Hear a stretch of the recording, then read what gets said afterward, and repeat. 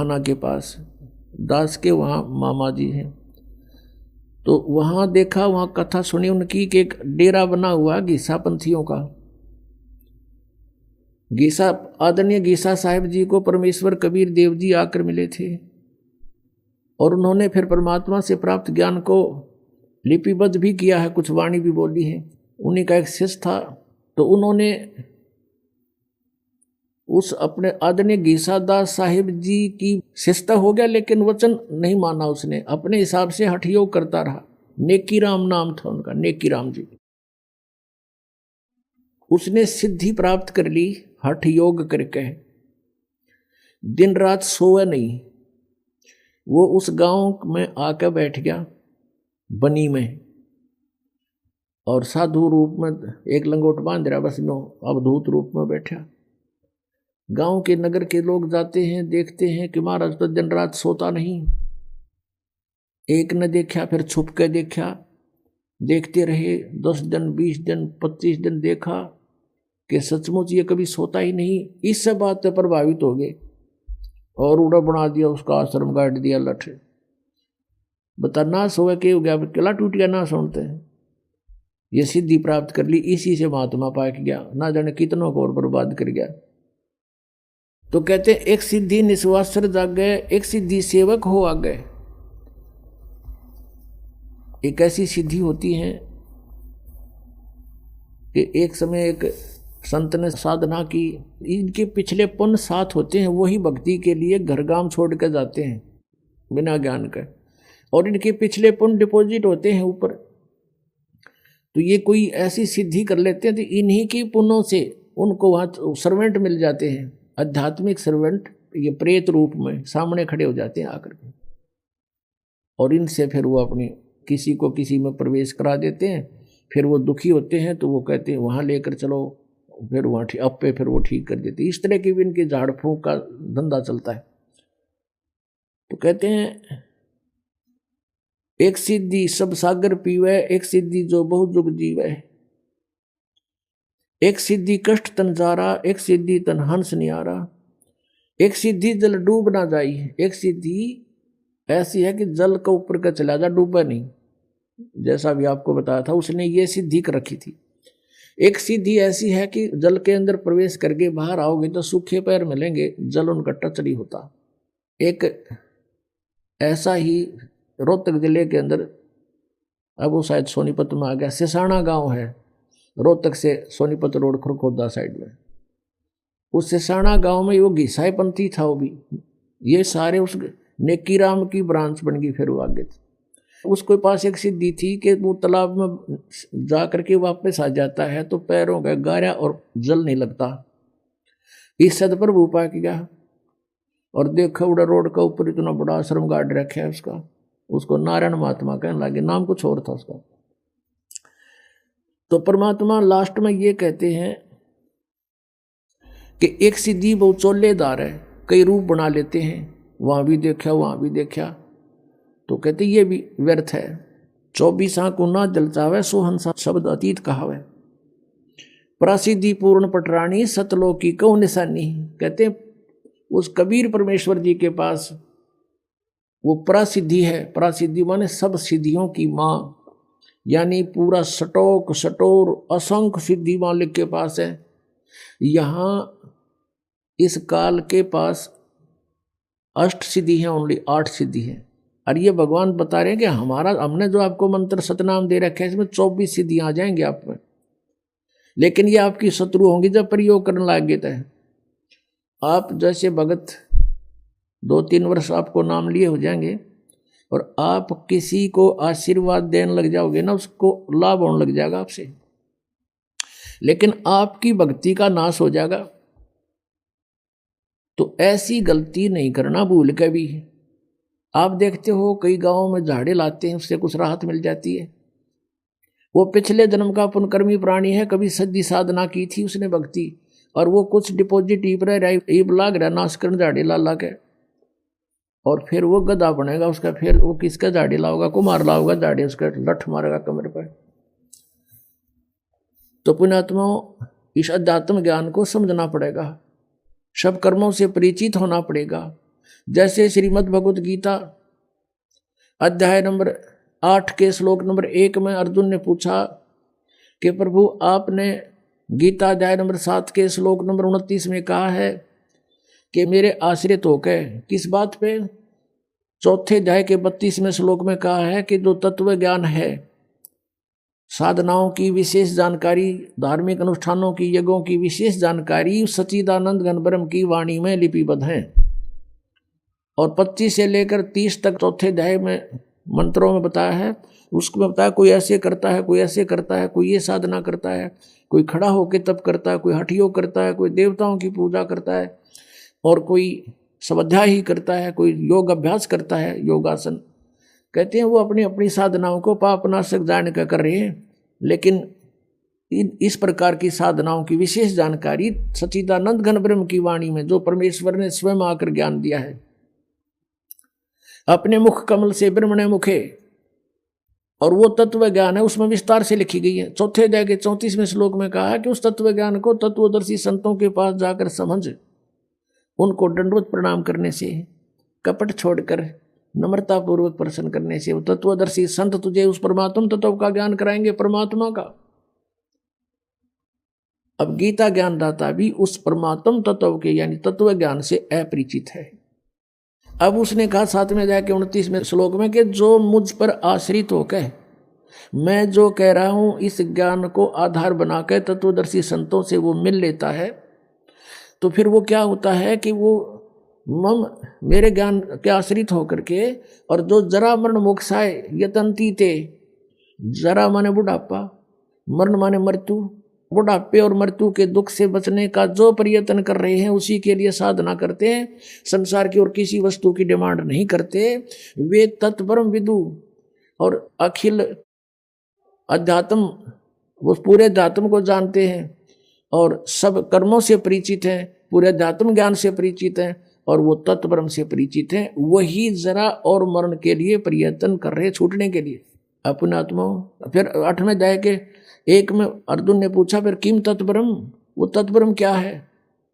8वें अध्याय के 3 श्लोक में उत्तर दिया वो परम अक्षर ब्रह्म है, जो गीता ज्ञानदाता स्वयं बता रहा है, वही कोई और है।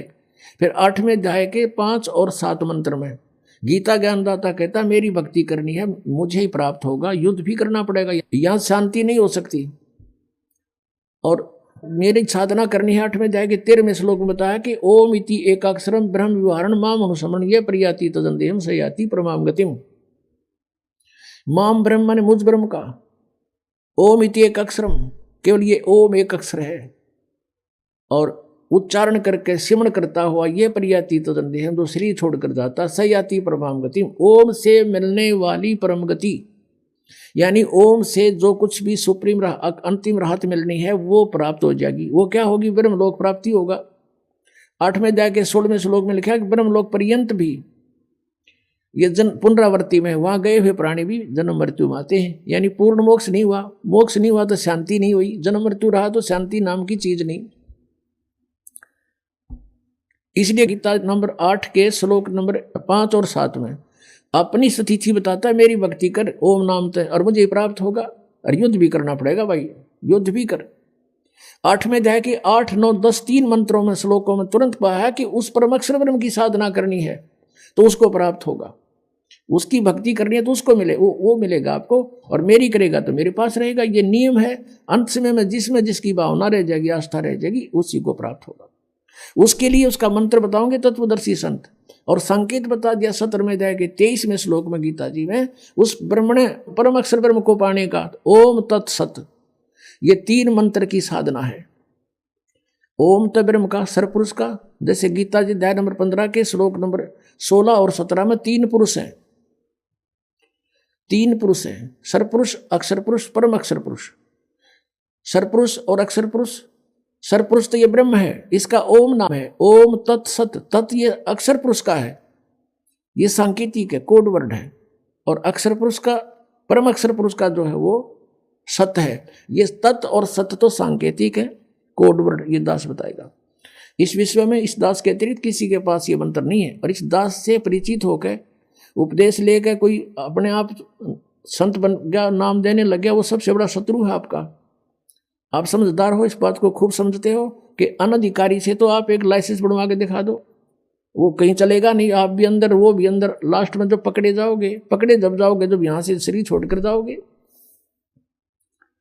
तो कोई भी आज इस दास के अतिरिक्त परमात्मा ने किसी के ऊपर ये मेहर नहीं की। हाँ, पहले महापुरुष मिले थे जिनको, उनको भी ये शरीर सभी नाम दिए थे, उनका कल्याण हुआ, लेकिन उनको मना कर दिया था कि अभी इस मंत्र को डिस्क्लोज ना करना। धर्मदास तो लाख दुहाई, ये सार नाम की बार ना जाई, सार नाम बार जो पढ़ी, ये बिचली पीढ़ी हंस नहीं तरही। अब ये बिचली पीढ़ी आ गई पुण्यात्मा, जहाँ आपका जन्म है। प्रथम पीढ़ी में परमात्मा स्वयं आए थे, प्रथम चरण में कलयुग के। अब ये बीच की पीढ़ी है, लास्ट की पीढ़ी नास्तिक हो जाएगी बिल्कुल, जो अपार हो गए सो हो गए। ये हजारों वर्ष चलेगा, ऐसी बात नहीं है। परमात्मा का ये मार्ग एक पूरे विश्व में बहुत शांति होगी। हाहाकार या माया की दौड़ लग रही है, या खत्म हो जाएगी। शांति से सब भक्ति कराया करेंगे, चोर उचक्के ये सब खत्म हो जाएंगे, क्योंकि हम परिचित हो जाएंगे। अगर किसी की आज हम चोरी करते हैं, अगले जन्म में गधा बन कर देना पड़ेगा, कौन समस्या मोल लेगा? अनजान बच्चे जिनको ज्ञान नहीं, वही बिजली के नंगे तार को छूते हैं। तो गीता जी अध्याय नंबर 8 के श्लोक नंबर 8, 9, 10 में कहा है कि वो ओम तत्सत का 3 मंत्र का जाप है, और वो बताओगा तत्वदर्शी संत, मैं नहीं परिचित उससे। उसकी भक्ति करनी है तो उसी को प्राप्त होगा, उसके लिए तत्वदर्शी संतों ने खोज ले, फिर वो जैसे बताए तू ऐसे कर ले। अब वो ना अर्जुन ने मेरा ना वो बतावे, तो अर्जुन ने आखिर में हार मान ली कि भगवान मैं आपकी जैसे कहोगे नहीं कर लूँगा, कर लेगा ठीक से, तू वहीं का वहीं रहा। तो कहने का भाव ये है कि हमने उस तत्ब्रह्म से और इस सारे कृष्णम अध्यात्म यानी सारे अध्यात्म और अखिल कर्मों से, इन सब कर्मों से परिचित होना पड़ेगा। और उस तत्ब्रह्म से इनसे परिचित कराने के लिए आपको ये तत्व ज्ञान सुनाया जाता है सत्संग में बुला के। अपने आत्मा सबसे पहले हमने भगवान को पहचानना है, और किस परमात्मा की भक्ति करें, यानी किसी से आप जाओ, कोई संत है, सभी कहते हैं बदले रे भगवान तेरा काम आओगा, सभी कहते हैं कि भक्ति कर ले भाई, परमात्मा का नाम लेना चाहिए। फिर नाम क्या है? हरे राम हरे कृष्ण, कृष्ण कृष्ण हरे हरे, सीताराम राधे श्याम, राधे राधे श्याम मिला दे। बताओ ये नाम दे। कहते गीता और भागवत पढ़े ना पूछे शब्द ठिकाने नू, गीता पढ़े और गीता में मंत्र के बता रखा केवल ओनली वन ओम। उस परम अक्षर ब्रह्म के पाने का 3 मंत्र का जाप है, उससे वो खुद परिचित नहीं। तो गीता जी अध्याय नंबर 8 के श्लोक नंबर 8, 9, 10 में कहा है कि जब तत्वदर्शी संत तुझे मिल जाए और उनसे वो मंत्र प्राप्त करके फिर उसकी भक्ति करेगा तो उसको प्राप्त होगा, परम अक्षर ब्रह्म को, परम जीव पुरुष यानी उस मूल रूपी भगवान जड़ रूपी परमात्मा को प्राप्त हो जाएगा। और उस परमात्मा के जहाँ जाने के बाद लौटकर फिर संसार में कभी प्राणी नहीं आते। गीता ज्ञानदाता अपनी जानकारी दे रहा है गीता जी अध्याय नंबर 4 के श्लोक नंबर 5 और 9 में, और श्रीमद् भगवत गीता अध्याय नंबर 2 के श्लोक नंबर 17 में, गीता जी अध्याय नंबर 10 के श्लोक नंबर 2 में ये कहता कि अर्जुन तेरे और मेरे बहुत जन्म हो चुके हैं, तो नहीं जानता मैं जानता हूं। और 10वें अध्याय के दूसरे श्लोक में गीता जी में कहा कि मेरी उत्पत्ति को ना ये देवता जानते और ना ये सिद्ध जानते, क्योंकि ये सब मेरे से उत्पन्न हुए हैं, मैं इनका आदि कारण हूं। तो पुण्यात्माओं, संतान अपने पिता की उत्पत्ति को नहीं जान सकता, और पिता की उत्पत्ति को पिता का पिता यानी दादाजी बता सकता है। तो उस परमेश्वर ने स्वयं आकर के इस ब्रह्म की उत्पत्ति बताई है। अपने आत्मा परमात्मा ने स्वयं आकर के अपना ज्ञान दिया, और हमारे सदग्रंथ भी स्थान स्थान पर ये प्रमाणित करते हैं। लेकिन उन सदग्रंथों को हम समझ नहीं सके, क्योंकि हमारे पास ये सृष्टि रचना रूपी या मास्टर की नहीं थी, या मास्टर चाबी नहीं थी हमारे पास। ये सृष्टि रचना जो है, पूरे अध्यात्म मार्ग को समझने की एक मास्टर की समझो। और जब तक ये नहीं समझ में आओगे इतने हम किसी सदग्रंथ को नहीं समझ सकते। अब जैसे गीता ज्ञानदाता कहता है कि मेरी उत्पत्ति को ये ऋषि और ये देवता ब्रह्मा विष्णु महेश ये नहीं जानते, क्योंकि ये मुझसे उत्पन्न हुए। 10वें अध्याय के दूसरे श्लोक में गीता जी ने कहा। तो इससे सिद्ध हो गया कि गीता ज्ञानदाता नासवान है, इसका जन्म मृत्यु होता है, ये ब्रह्म है। श्री कृष्ण जी में प्रवेश करके ब्रह्म बोल रहा है। गीता जी अध्याय नंबर 8 के श्लोक नंबर 13 में ये खुद कहता है कि ओम इति एकाक्षरम ब्रह्म विभारण माम अनुस्मरण ये परियाति तजंदेहम सयाति परमाम गतिम। और फिर श्री शिव महापुराण गीता प्रेस गोरखपुर से प्रकाशित में ये 26 पृष्ठ पे है, खुद कहता है अपने आत्माओं इस पूर्ण अध्यात्म ज्ञान से परिचित कराना आपको दास का उद्देश्य है। और यही सदग्रंथ बताते हैं कि जब तक उससे पूर्ण परिचित नहीं होते तो तुम भक्ति पर नहीं लग सकते। गीता जी अध्याय नंबर 2 के श्लोक नंबर 53 में कहा कि अर्जुन, जिस समय तेरी बुद्धि भिन्न भिन्न प्रकार के भ्रमित करने वाले वचनों से हटकर एक परमात्म तत्व के उस तत्व ज्ञान के ऊपर आश्रित हो जाएगी, यानी दृढ़ हो जाएगा, तब तो तू योग को प्राप्त होगा, तब तो तू भक्ति प्रारंभ करेगा, स्टार्ट होगी तेरी भक्ति। जब दृढ़ भक्त बनेगा तो आपको दृढ़ भक्त बनाने के लिए ये अध्यात्म ज्ञान, जो कृष्णम अध्यात्म यानी संपूर्ण अध्यात्म ज्ञान आपके रूप रूप रहा जा रहा है। अब देखिए थोड़ा सा लिंक इससे संबंधित हो गया। श्री शिव पुराण गीता प्रेस गोरखपुर से प्रकाशित, संपादक हनुमान प्रसाद पोदार, इसके 26 पृष्ठ पे दिखाते हैं आपको। एक बार ब्रह्मा जी और विष्णु जी का इस बात पर झगड़ा हो गया, विद्वेश्वर संहिता। वो कहता मैं तेरा बाप, वो कहता मैं तेरा बाप। ये 24 पृष्ठ से शुरू होता। तो इनके युद्ध को समाप्त करने के लिए इस काल ब्रह्म ने, जो एक अपने वास्तविक रूप में प्रकट नहीं होता, इनके बीच में एक स्तंभ खड़ा कर दिया, पिलर लिंग, इसको बाद में शिवलिंग कहने लग गए। फिर ये युद्ध करके खड़े हो गए। फिर वो खुद आकर प्रकट हो गया शिव रूप में, यानी सदा शिव रूप में। जैसे ब्रह्मा विष्णु को मिला तो शिव रूप में प्रकट हो जाता है, ये ऐसे लीला करता है। अब 25 नंबर पृष्ठ पर आपको दिखाते हैं, यहाँ से थोड़ा सा लिंक है इसका, गीता प्रेस गोरखपुर से है, विद्वेश्वर संहिता। ब्रह्मा और विष्णु ने पूछा, प्रभु सृष्टि आदि 5 कर्तों के लक्षण क्या हैं, ये हम दोनों को बताइए। शिव भगवान शिव बोले, ये काल प्रकट हो गया ब्रह्म शिव रूप में, इनको धोखा देने के लिए। मेरे कर्तव्यों को समझना अत्यंत गहन है, तथापि मैं कृपा पूर्वक तुम्हें उनके विषय में बता रहा हूँ, सुनो। आगे बताते हैं। ये 26 पृष्ठ है। ब्रह्मा और विष्णु को कहता है, ये काल ब्रह्म पुत्रों, तुम दोनों ने तपस्या करके प्रसन्न हुए मुझ परमेश्वर से। अब परमात्मा कहते हैं, ये ज्योत स्वरूपी का निरंजनमय ही करता भाई, ये अपने आप को परमेश्वर कह रहा है यहाँ पर।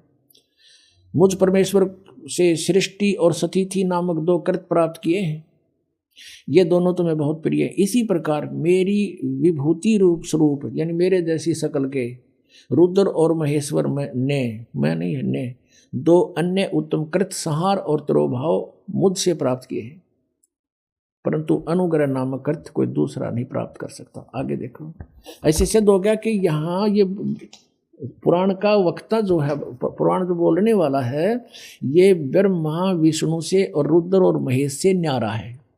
ये ब्रह्म है, ये काल है।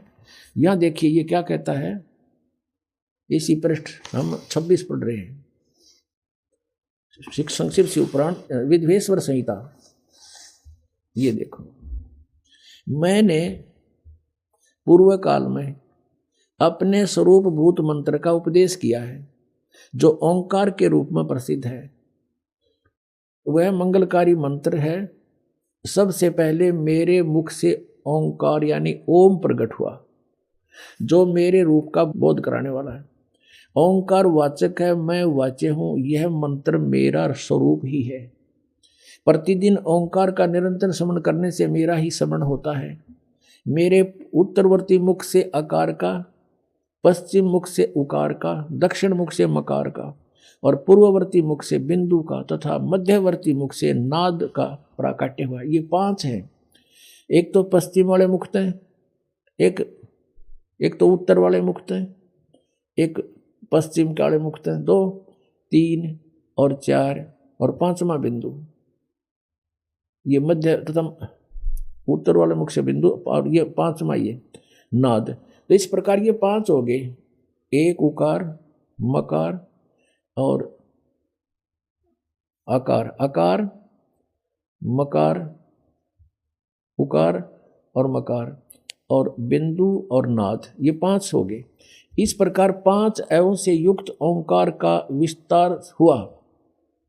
इन सभी अवयवों से एकीभूत होकर यह प्रणव ओम नामक एक अक्षर हो गया। और ये मेरा मंत्र है, ये कहता ये मेरा मंत्र है, ओम एक अक्षर। ये ब्रह्मा विष्णु महेश से अलग है, ये काल ब्रह्म बोल रहा है शिव रूप में खड़ा होकर के।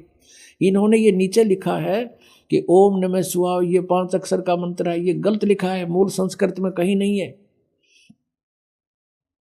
अब हमने ये देखना कि ये जो ओंकार नाम जिसका ओम मंत्र है, ये ब्रह्म है, ये ब्रह्मा विष्णु महेश से अलग है, ये कृष्ण के अंदर प्रवेश करके श्री कृष्ण में बोल रहा है गीता जी को। ये यहां भी ये करा मेरा ओम मंत्र है। अब इससे ये स्पष्ट हो गया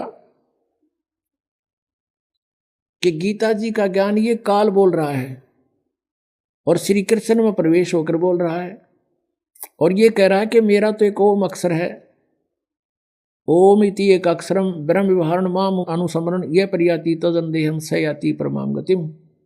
मुझ ब्रह्म का एक ओम अक्षर है, एक अक्षर है, नथिंग एल्स।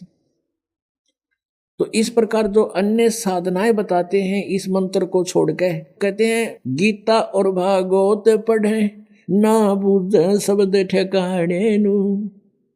गीता और भागवत पढ़े, गीता में कहीं लिखा हरे कृष्ण कृष्ण कृष्ण हरे राम लिख रखा कहीं? फिर गीता जी को पढ़ किस लिए रहे हो?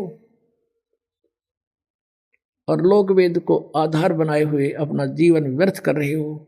हमने अपने पुण्य सदग्रंथों को पुनः संभालना पड़ेगा। ही गीता जी अध्याय नंबर 16 के श्लोक नंबर 23 और 24 में कति कंसेप्ट क्लियर कर दिया। शास्त्र विधि को त्याग कर जो मनमाना आचरण करते हैं उनको न तो सुख होता है, ना गति होती है, और ना उनको कोई सिद्धि यानी प्राप्त होती, क्योंकि सिद्धि हमें सतलोक लेके जाएगी, हमने उसको दुरुपयोग नहीं करना, तो उसको कोई सिद्धि नहीं प्राप्त होती है, उसका कार्य जो उद्देश्य लेकर आया है वो सिद्ध नहीं हो पाता। और 24वें श्लोक में कहा इससे तेरे लिए अर्जुन कर्तव्य और अकर्तव्य की व्यवस्था में शास्त्र ही प्रमाण है, किसी की दंत कथा पर मत विश्वास करना, जो सदग्रंथों में लिखा वही मानना। आज पुण्यात्मा जो हमारे सदग्रंथ बता रहे हैं हमने इस अनुसार साधना करनी पड़ेगी। अब हमारे सदग्रंथ क्या बताते हैं? परमात्मा कहते हैं सबसे पहले हमें इस कंप्लीट जो संपूर्ण ध्यात्म ज्ञान से परिचित होना पड़ेगा और तत्परम से परिचित होना पड़ेगा। वो कौन है, कैसा है और कहाँ रहता है। ऋग्वेद मंडल नंबर 9 सूक्त नंबर 86 के मंत्र 26-27 में, ऋग्वेद मंडल नंबर 9 सूक्त 82 के मंत्र 1, 2, 3 में, ऋग्वेद मंडल नंबर 9 सूक्त 96 के मंत्र 16 से लेकर 20 तक, और भी अनेक स्थानों पर ऋग्वेद मंडल नंबर 9 सूक्त नंबर 1 और मंत्र नंबर 8, 9 में ये स्पष्ट किया हुआ परमात्मा कैसी लीला करता है। तो हमने सबसे पहले परमात्मा को पहचानना है कि वो परमात्मा कौन है और कैसी लीला करता है। आज से 600 वर्ष पहले परमेश्वर कबीर देव जी वो परम अक्षर ब्रह्म, जैसा कि वो 3 सतीथि से अपनी लीला करता है, उनमें से जो एक लीला का जो उनका वे है, तरीका है, एक बालक रूप धारण करके प्रकट होते हैं। सन 1398 संवत 1455 और ज्येष्ठ सुदी पूर्णमासी यानी जेठ उत्तरते की पूर्णमासी, उस पूर्णमासी को पूर्णिमा को परमात्मा सतलोक से चलकर गति करके आए और वहां प्रकट हुए। अपनात्मा साथ के साथ आपको सदग्रंथों से परिचित कराना अनिवार्य है, दास का कर्तव्य बनता है।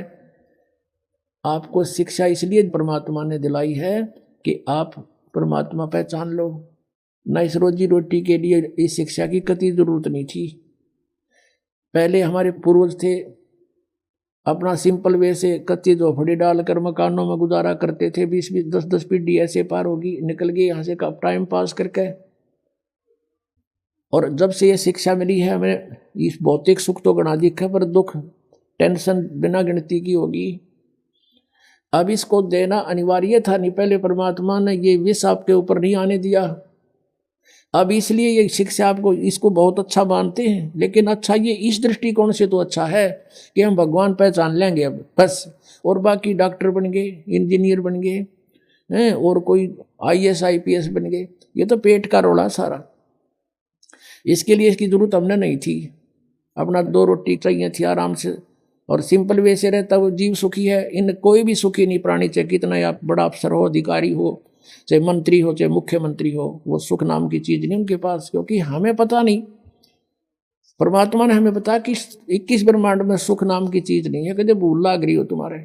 लेकिन ये शिक्षा जो मिली है, इसका उद्देश्य ये है कि हम भगवान पहचान लेंगे, अपना पीछा छुटवा लेंगे, और वहां चले जाओगे जहाँ जरा और मरण नहीं होता, वहां पर व्यवस्था नहीं होती, वहां पर मृत्यु नहीं होती, तो फिर हम वही ना रहेंगे। यहाँ क्या करेंगे? यहाँ जो कितना सुखी है आपके पास, बच्चे भी हैं, संतान अच्छी है आपकी, और खूब यहाँ संसारिक भौतिक सुख भी है। कल मृत्यु हो जा, भक्ति बिना अगले दिन गधा बन गया, बता चाट ले उस ठाठ ने जो छोड़ के चला गया, क्या काम आया आपके? तो परमात्मा कहते हैं हम जब मृत्यु तो होगी होगी, ये परिवार भी आपके साथ नहीं जाएगा, ठीक है। इसमें रहते हुए बच्चों को भी इस मार्ग पर लगाओ, इसी सीढ़ी पर चढ़ा दे उनको भी, और आशा करे कि दोबारा यहाँ नहीं आएंगे।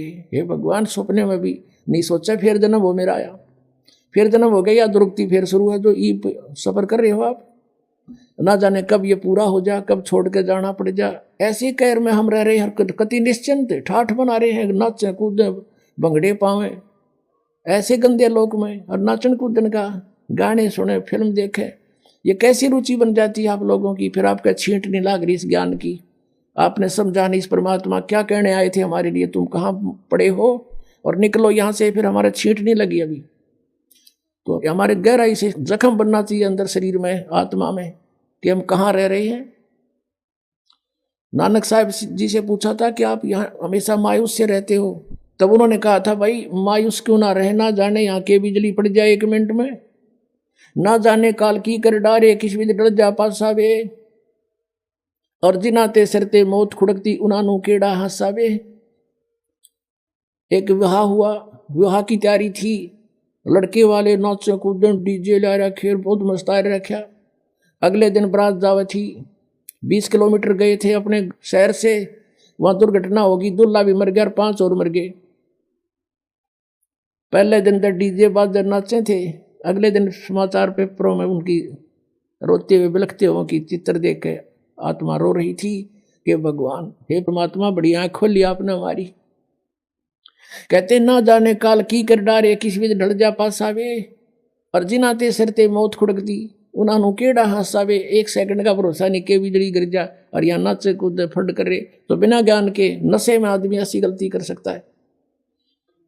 कबीर ये माया अटपटी सब गट आन अड़ी, और किस किस ने समझाऊं या कुएं भांग पड़ी। तो अब ये भांग को उतारने का एंटीबायोटिक कैप्सूल, ये प्रवचन और ये ज्ञान, ये मंत्र रूपी औषधि आपको कानों के माध्यम से प्रवेश की जा रही है। तो इससे जब पता चलेगा, अध्यात्म ज्ञान से परिचित होंगे, तब हम सफल होंगे। अब हमने ये देखना है कि वो परमात्मा जिसकी हम खोज कर रहे थे, और जिसकी लीला हम कहाँ मानते थे, वेदों में, गीता जी में और पुराणों में, तो अब वही सदग्रंथ हम खुद पढ़ रहे हैं। अब हम खुद पढ़ रहे हैं, और पढ़ का अपना निर्णय कर रहे हैं, क्योंकि हमारे पास वो मास्टर की है जिससे हम सब सदग्रंथों को समझ सकते हैं। वो हमारे पास पूंजी है, वो सृष्टि रचना जो परमात्मा ने स्वयं आकर बताई थी 600 वर्ष पहले, कि ऐसे ऐसे आप वहाँ रहा करते थे सतलोक में, वहाँ आपने गलती की थी, काल ने तप किया था, तुम उस पर आसक्त हो गए, भगवान से मन हट गया, इसके साथ आगे। और यहाँ फिर इसने तुम्हारे को दुखी इसलिए कर रखा है कि वो परमात्मा दुखी होगा जितना मैं इन न सताऊंगा। हमें जितना ये दुखी कर सकता उतना कर रहा है ये, और क्योंकि हम इसके नहीं हैं, हम अपने कबीर भगवान के बच्चे हैं। अब वो रोता है हमारे लिए क्योंकि हम उसकी आत्मा है, गलती करके आ जरूर गए लेकिन उसको भी दुख है। जैसे किसी की बेटी बिगड़ जा, लड़का बिगड़ गया और नालायक लड़के तो ब्याह कर दिया उस लड़की ने, फिर वो उसको तंग कर रहा है माता पिता के ऊपर क्या होकर, फिर वो माता पिता फिर भी रो रहे हैं, मेरी बेटी दुखी हो रही है, वो चैन से नहीं रह सकती। तो वही स्थिति हमारी यहाँ पर है। तो ये इतना दुखी कर रहा है आपको कि हालत कर रखी है आपकी, जीना छोड़ रखा है। और हम फिर भी यही सोचते हैं कि ना ऐसा ही जीवन होगा, ये तो नरक भोग रहे हैं। चाहे यहाँ पर प्रधानमंत्री क्यों ना हो, 36 बीमारी पावेंगी, टेंशन 100 की 100, घर में कोई और बीमारी पैदा हो रही होगी, ना जाने की घटना घट रही। तो कहने का भाव ये है, हमने इस सारे दातों को समझना और फिर हमने उस भगवान को पहचानना है। और जिस परमात्मा के विषय में ये कहा जाता रहा है कि वेदों में उस भगवान का ज्ञान भरा पड़ा है, उसकी जानकारी है, वो क्या जानकारी वेदों में देखिएगा। ऋग्वेद मंडल नंबर 9 सूक्त नंबर 1, ये देखिएगा। प्रकाशक है सार्वदेशिक आर्य प्रतिनिधि सभा, महर्षि दान भवन, रामलीला मैदान, नई दिल्ली से। मुद्रक के Prince offset printers 1510 Pataudi house Daryaganj, नई दिल्ली से। इसका 9वें मंडल का प्रथम सूक्त पढ़ेंगे। ये 9वां मंडल, 9वां मंडल। अब यहाँ से थोड़ा सा ये देखना है कि इन्होंने, क्योंकि ये भगवान को निराकार मानते रहे, इसलिए आगे चल के थोड़ा सा इन्होंने गड़बड़ की है, उसको यहाँ से पहचाना जाएगा। 1 नंबर मंत्र है मंडल नंबर 9 के सूक्त नंबर 1 का मंत्र 1। इसमें लिखा है कि हे परमात्मन, ठीक, यानी परमात्मा की जानकारी है ये। ऋग्वेद मंडल नंबर 9 सूक्त 1 मंत्र अब 2 पढ़ रहे हैं। इसमें लिखा है कि हे परमात्मन आप, ठीक, और फिर तीसरे में हे परमात्मन आप, परमात्मन आप, चौथे में हे परमात्मन आप, यानी परमात्मा की महिमा चल रही है। और 5वें में हे परमात्मन आप तुमको, और फिर अब 6ठे में हे परमात्मन आप। अब 7वें में गड़बड़ होगी, इनके मुश्किल होगी, आगे तो भगवान को साकार लिखा है, अब 7वें में लिखना शुरू कर दिया उस पुरुष को, पुरुष को गड़बड़ करनी शुरू कर दी ना। अब 8वें में फिर लिख दिया उस पुरुष को, यहाँ लिखना था उस परमेश्वर को। अब थोड़ा सा ये कंसेप्ट फिर क्लियर करना पड़ेगा। अब इन वेदों के अनुवाद करता महर्षि दयानंद और उनके अनुयायी हैं। अब महर्षि दयानंद के सिद्धांत को वो फाइनल मान के चल रहे हैं कि भगवान निराकार है, और जो भी उसने लिखा है, जो भी मीनिंग दिए हैं, उसको वो सत्य मानकर उसके आदेश आधार से चलते हैं। अब देखिएगा, एक पुस्तक है महर्षि दयानंद द्वारा लिखी, ये है ओम, ये महर्षि दयानंद सरस्वती कृत, ये पुस्तक है। ऋग्वेद आदि भाष्य भूमिका, ये पुस्तक का नाम है। और ये कहाँ से छपी है? सार्वदेशिक आर्य प्रतिनिधि सभा, महर्षि दयानंद भवन 3/5, आसफ अली रोड, दिल्ली 2 है, नई दिल्ली 2 से। ये देखिएगा, इसके ये सृष्टि विद्या विषय संक्षिप्त, ये एक विषय है इसका, ऋग्वेद आदि भाष्य भूमिका वही चल रही है। इसके प्रश्न नंबर 125 पे इसने कंसेप्ट क्लियर कर दिया है, देखिएगा नीचे।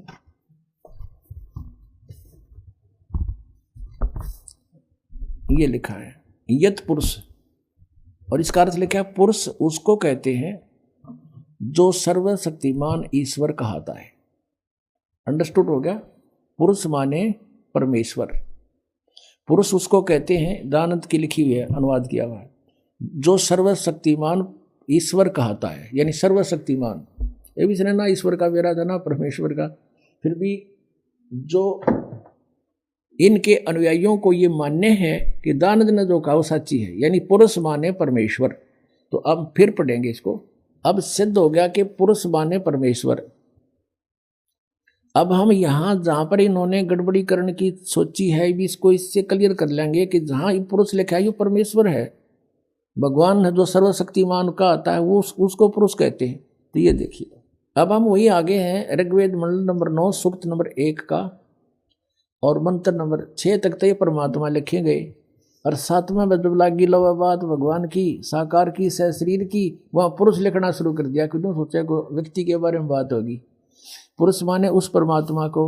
अब देखो 8वें में कमाल कर दिया, उस पुरुष को यानी उस परमेश्वर को उग्र गतियां प्रेरणा करती हैं। ये बताएंगे आपको सृष्टि रचना में कि सब बहुविध जीवन कीन पुकारा, तपशिला पर जल रहे थे जब हाहाकार मच रहा था, भगवान वहाँ उन परिस्थितियों को देखकर वहाँ आए अपना ज्ञान समझाने के लिए।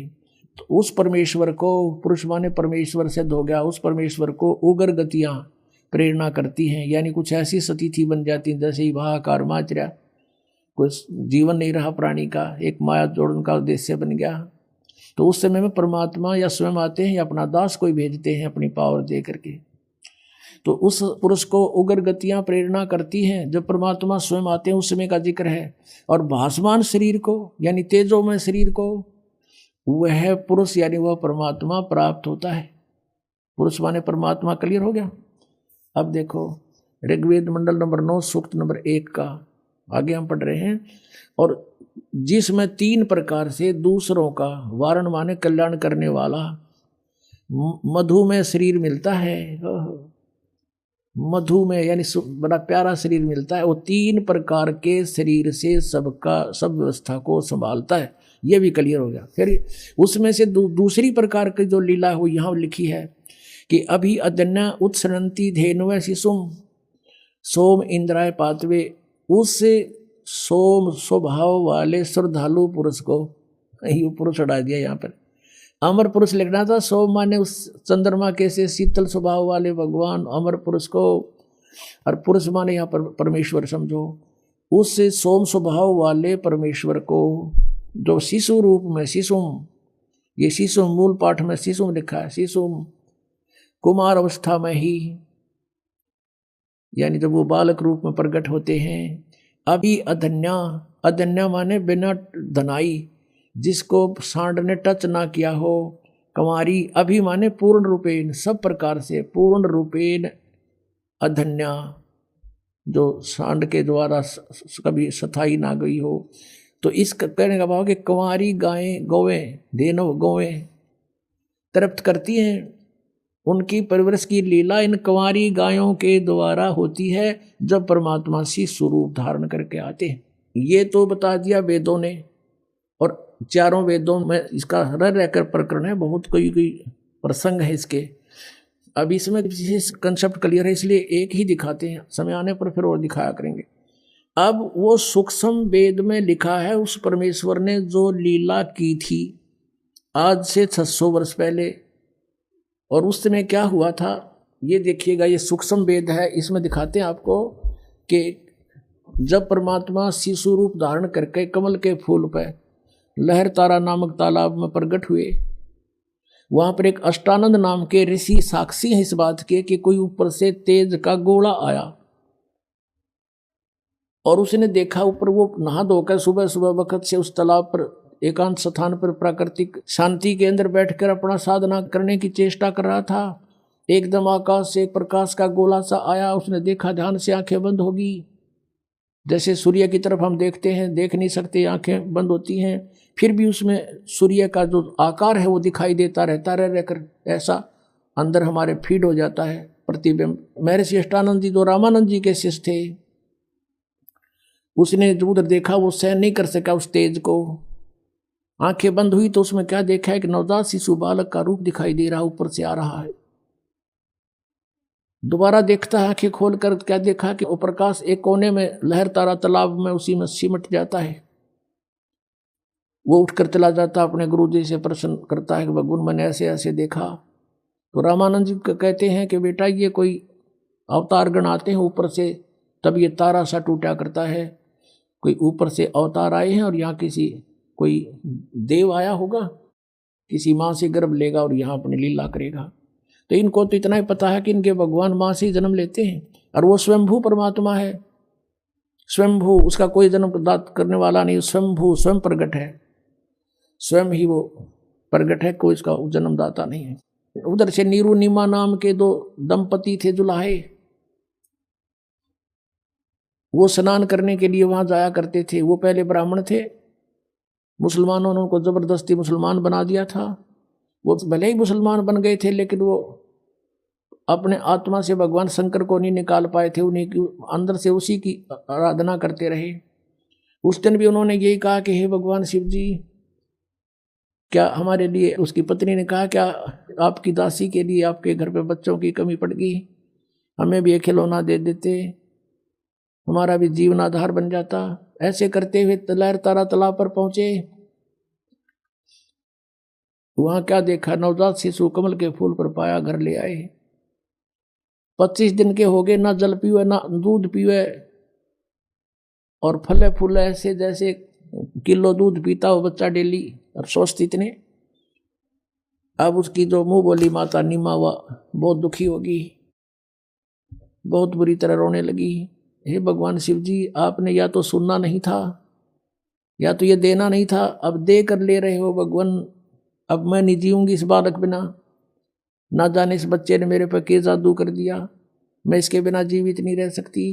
25 दिन हो गए कुछ खाया नहीं, अब ये मरेगा साथ मरूंगी मैं, पक्का इरादा। तब परमात्मा ने प्रेरणा की, शिव भगवान को करे करावे साइया मन में लहर उठा। शिव जी एक साधु रूप बनाकर वहां प्रकट हो गए, क्योंकि वो शिव जी को याद करके रो रही थी।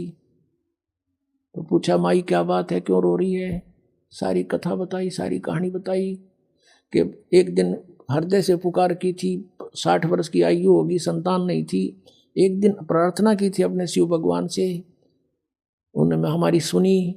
एक लहर तारा तालाब के ऊपर कमल के फूल पर बालक दे दिया। अब ये बच्चा कुछ खा पी नहीं रहा है, 25 दिन का हो गया महात्मा जी, अब ये मरने वाला है, गेल मैं मरूंगी, इसके साथ मरूंगी दरिया में डूब के, ये मेरा अटल इरादा है। तब उसने कहा, माई देखा तेरे बच्चे को, कहाँ है वो, लाई उठा के। माई ने सोचा महाराज के चरणों में डाल देती हूँ। जो ही उसने चरणों में डालना चाहा, परमात्मा आकाश में उड़ गए और शिव जी के सिर के पैर लला करके यहाँ ऐसे आकाश में हवा में स्थिर हो गए। तब शिव जी ने ऐसे किया, शिव जी के हाथों में आ गए। फिर परमात्मा बोले कि इनको कहो एक कंवारी गाय ले आवे, और उसके ऊपर आप हाथ रख दियो महात्मा जी, वह दूध दिया करेगी, वह दूध पीऊंगा मैं। 7 बार बोले बच्चे, 7 बार चर्चा करी विष्णु परमात्मा ने शिव जी से। और वो देख रही, नीमा भी, नीरू भी आ गया। नीमा देख रही है, वो ये सोच रही है कि इस महात्मा में इसी करामात है, मेरा बेटा आकाश में उड़ा दिया, इसी महात्मा में ये करामात है, यूँ बोल रहा है बच्चा 25 दिन का। अब कहते हैं जगत का पेख ना पेखा, धनी का नाम ना लेखा। वो सारी करामात उस साधु की मान रही है। जैसा भी आदेश था, शंकर भगवान ने कहा कि नीरू जा एक कुंवारी गाय ले और कोरा बर्तन ला, कुमार के साफ छोटा सा वो ले आया। भगवान शिव जी ने उसके कमर पर हाथ मार दिया, लंबे लंबे सतन हो गए, दूध अपने आप सर्वित हो गया, थनों में से निकलना धार बंद की। वो साफ पात्र जो लाए थे कुमार के घर से, वो नीचे रख दिया, पात्र भरते ही बंद हो गया। तो परमात्मा को दूध पिलाया गया, गट गट पी गए। अब ये लीला भगवान करता है, वेद बताते हैं, और करी भगवान के इतिहास बताता, उनकी लीला बताते हैं कि उन्होंने ऐसा किया। तो परमात्मा कौन फिर? वेद बताते हैं कि कुंवारी गायों का दूध पीता है। और पिया किसने? कृष्ण तो लागड़ गाँव रखा करता, 200 200 400 400 ये थे, इन्होंने पिया, कुंवारी गाय का पिया। इनकी जीवनी में लिखा हुआ ये दिखाते हैं। ये है कबीर सागर, ये परमात्मा की लीला लिखी है इसके अंदर। ये 5वां वेद है, सूक्ष्म वेद, खेमरा श्री कृष्ण दास प्रकाशन बम्बई, ये वहाँ से प्रकाशित है। यहाँ प्रथम खंड कबीर पंथी भारत पथिक स्वामी युगलानंद बिहारी द्वारा परिष्कृत, यानी कबीर पंथियों का लिखा हुआ, दास ने अपनी तरफ से नहीं लिखा कुछ भी इसमें किसी में। मुद्रक एवं प्रकाशक हैं खेमरा श्री कृष्ण दास, अध्यक्ष श्री वेंकटेश्वर प्रेस, खेमरा श्री कृष्ण दास स्मारक बम्बई, इतने। अब इस पे लिखा है ज्ञान सागर में, ये देखिएगा ज्ञान सागर के 74 पृष्ठ पे, ये 74 पृष्ठ है। इसमें कहते हैं सुन जुल्हा बन भयो आनंदा, जिमी चकोर पायो निश्चंदा, जैसे रात में चकोर पक्षी ने चांद दिख जा, कहते ऐसे बच्चा मिला तो इतनी खुशी हुई। ले सुत चले हर्ष मन कीना, तासो पुन अस बोल ही दीना। सुत काशी को ले चले, लोग देखते आम, अन्न पानी बख्श नहीं, जुल्हा शोक जनाब। अब कुछ नहीं खावे, बालक लेकर आगे। तब जुल्हा मन कीन दीवाना, रामानंद सो कही उत्पाना। जैसे कोई बच्चे गड़बड़ हो जाए तो साधु संतों के पास जाके पूछते हैं, हमारा बच्चा वो दूध नहीं पीता, कारण बताओ भगवान। महाराज जी, तो मैं सुत पायो बड़ा गुणवंता, कारण कौन बखे नहीं संता।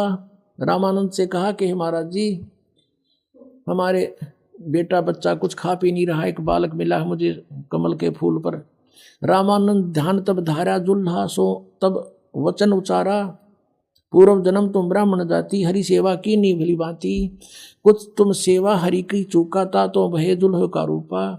प्रीति प्रभु गई तो लीना, ताते उद्यान में सुत तो दीना। तेरी प्रीति को सुनकर भगवान ने जंगल में तुझे पुत्र दिया।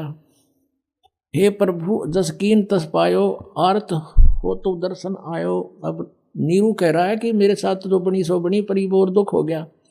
सो कहिए उपाय गोसाई, बालक अक्षु दावंत कुछ खाई। भूखा बेटा बच्चा कुछ खावे, ऐसा व्यवस्था करो। रामानंद अस युक्ति उचारा, तुम सुत कोई ज्ञानी अवतारा।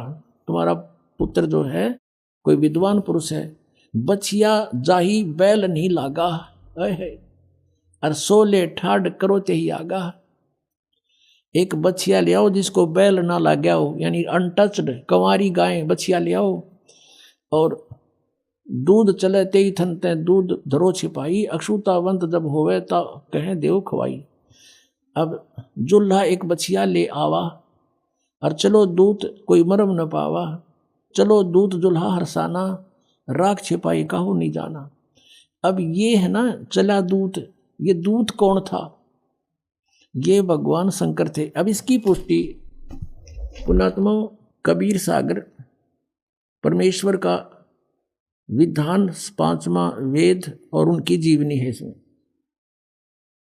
उस परमेश्वर ने आज की जो ये पिछली पीढ़ी की पहले जानकारी दी थी, और उसमें क्या कहा था? काल की और परमात्मा की तपस्या के ऊपर वार्ता हुई थी। तो काल ने कहा था कि 3 युगों में जीव कम ले जाना, और चौथा युग जब कलयुग आवे तब तब शरण जीव बहु जावे, और ऐसा वचन हर मोह दीजिए तब गवन संसार ही कीजिए। जो परमात्मा से कहा था कि 3 युगों में जीव थोड़े ले जाना, भगवान आप आए हो यहाँ जीव लेने के लिए, और चौथे युग कलयुग में कितने ही ले जाना। जब परमात्मा ने कहा ठीक है तथास्तु।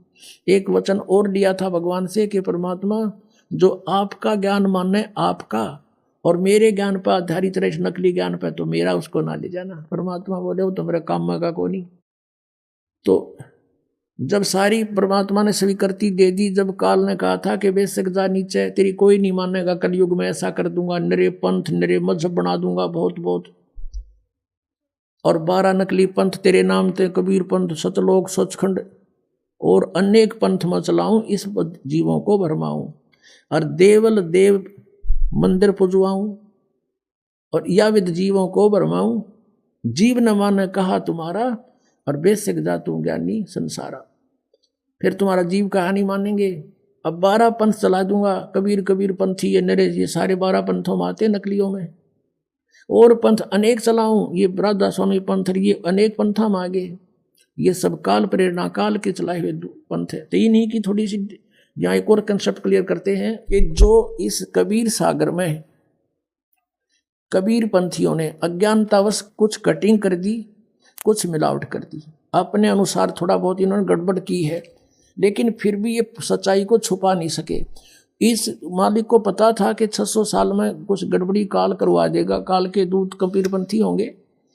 फिर उसकी पूर्ति के लिए कहा था उसी समय कि जो 12वां पंथ होगा ना गरीबदास जी वाला, उसमें मेरी उसके द्वारा, क्योंकि पंथ चलेगा परमात्मा का, जैसे पंथ चले थे वो तो चले थे उनके खास पुण्यात्मा थे, लेकिन उसमें आगे फिर काल के दूत घुसते चले गए।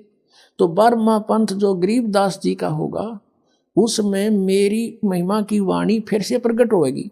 और वो जो मिलावट कर दी गई है या कोई जिसका जिसी समझ में आई उसने काट कर अपने हिसाब से लिख ली, कुछ एक स्थानों पर, सारी नहीं, तो उसकी पूर्ति उस वाणी से होगी जो गरीबदास जी बोलेगा। और वो ऐसा ही है। पहले ये दिखाते हैं कि 12 पंथ कौन कौन से हैं। अब देखिएगा ये वही कबीर सागर है, ये देखिएगा कबीर वाणी, एक अध्याय है इसमें कबीर वाणी, और ये 136 पृष्ठ पे है ये। अब नीचे देखेगा 12 पंथ चलो सो भेद, यानी 12 पंथ काल फुरमाना और भूले जीव न जाए ठिकाना है। इन 12 पंथों में काल का फुरमान, काल का आदेश, उसका ज्ञान भरा रहेगा। और इन 12 पंथों में जो नाम ले रखा है कबीर पंथों में, ये कभी ठिकाने नहीं जा सकते। ताते आगम कह हम राखा, वन समारा चूड़ामणि शाखा। यहाँ ठीक लिखा कि वन समारा चूड़ामणि शाखा।